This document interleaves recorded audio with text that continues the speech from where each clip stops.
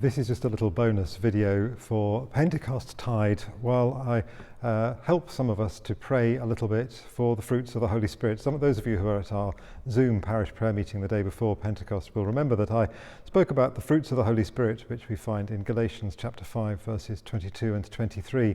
And I suggested that we might use that list as a focus for our prayer. It's quite hard to pray for the 9 fruits of the Holy Spirit all in one go. They all get kind of mushed up into one. So I was suggesting perhaps we might take one of those fruits of the Holy Spirit each day and make it a focus for our prayer time. So the first of them is love, the second is joy, the third is peace. So the first day, the second day, the third day. And I suggested that we might begin by consciously placing ourselves in that time of prayer in the presence of the one who is love, in the presence of God on the first day. On the second day, in the presence of the one who is joy, and so on throughout those 9 days that we're able to meditate on these fruits of the Spirit. And I then suggested that we might go through a little exercise that looks at the past, the present and the future. So in the past we look back and see, where has my life been lacking in, let's say, generosity? There might be things that I look back and think, well, actually I've been more generous than I would normally have thought on this occasion or that occasion, so maybe the Holy Spirit is already at work in me. So I look to the past and reflect on how my life has shown or not shown generosity.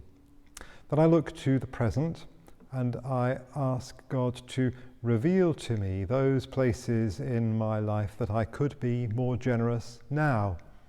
In what ways can I make generosity part of my life more comprehensively, more impressively? And I just quietly and silently reflect on the way in which generosity might enrich my life, might make it better.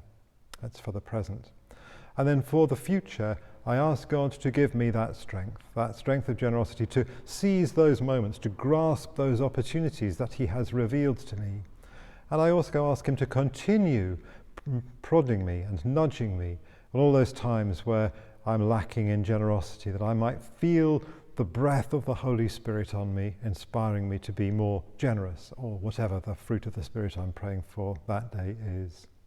So as a little exercise, it just involves putting ourselves in the presence of the one who is love, joy, peace, then looking to the past, my failures and my successes, the present, my opportunities and the future, my need for God to strengthen and to help me.